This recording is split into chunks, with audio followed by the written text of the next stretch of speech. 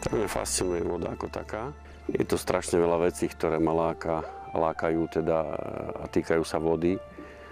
Jednak je tam voľnosť, jednak je tam veľký rešpekt, lebo voda je živel ako taký a jednak mám rád, keď človek môže na tej vode v podstate niečo robiť. No a to niečo je alebo plachta, alebo motor. Takže to bola, myslím si, aj príčina toho, že som založil jachtklub tu na Liptovskej Máre, lebo také niečo tu nebolo. Takže myslím si, že to asi to bolo to najhlavnejšie, že voda je krásna a na druhej strane, ale treba mať rešpekt.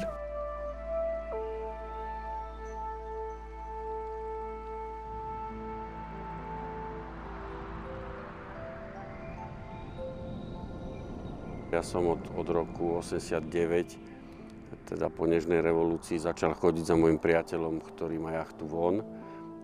Kotvili sme v Holandsku, kotvili sme v Nemecku, aj v súčasnosti kotvíme v Nemecku, v bývalom východnom tentokrát, lebo však do tej oblasti sme sa nemohli dostať.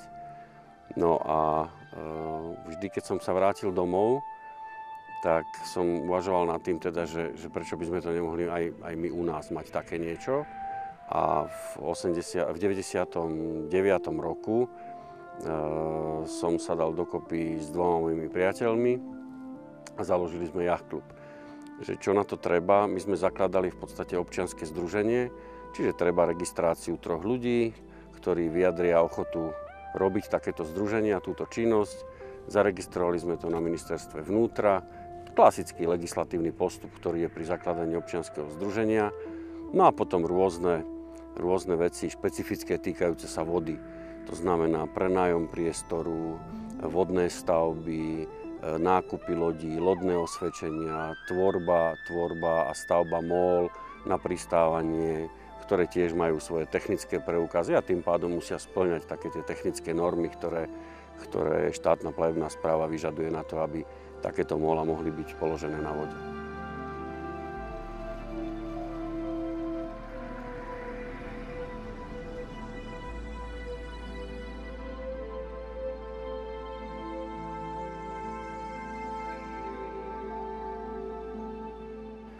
Činnosť jachtklubu je taká veľmi špecifická.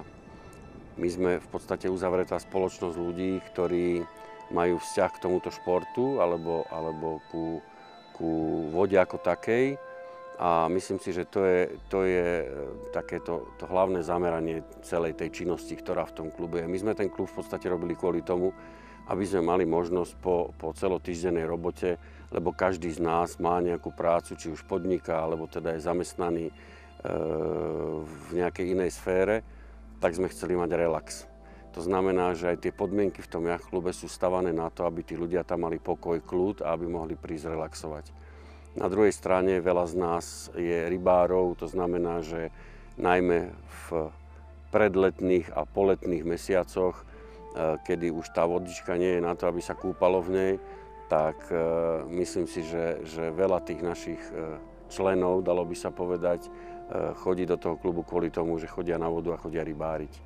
Pretože tá rybačka z tej lode je zase niečo úplne iné ako rybárenie z brehu a podobne. Takže toto je tým hlavnou činnosťou, hlavným poslaním toho klubu ako takého.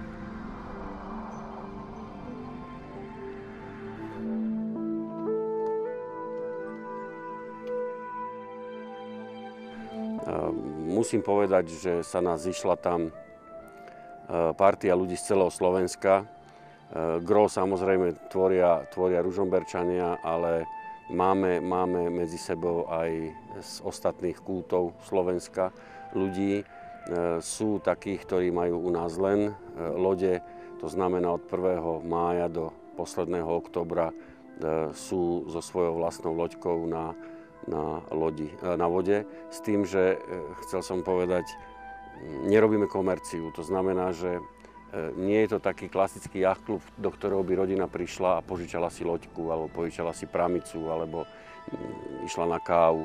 Je to uzavretá spoločnosť, to znamená, že každý má tam svoje privátne privátne veci, či už je to loď, alebo karaván, alebo rôzne iné záležitosti, takže my nie sme jachtklub ako mnohé teda. Nie len na Slovensku, ale aj vo svete, ktoré robia komerciu.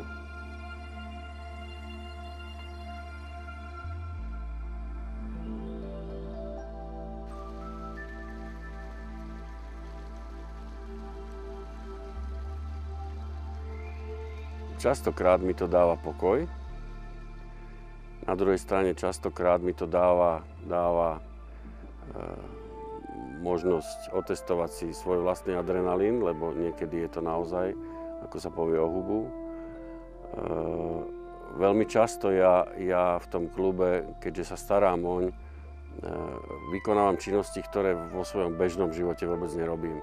Či sú to stavby, či je to drevo, či je to opravy rôznych zariadení a tak ďalej. To znamená, že v tom klube ja pracujem fyzicky, pretože v zamestnaní nepracujem fyzicky ako extra moc. To znamená, že možno, že aj toto je tá vec, ktorá je dobrá.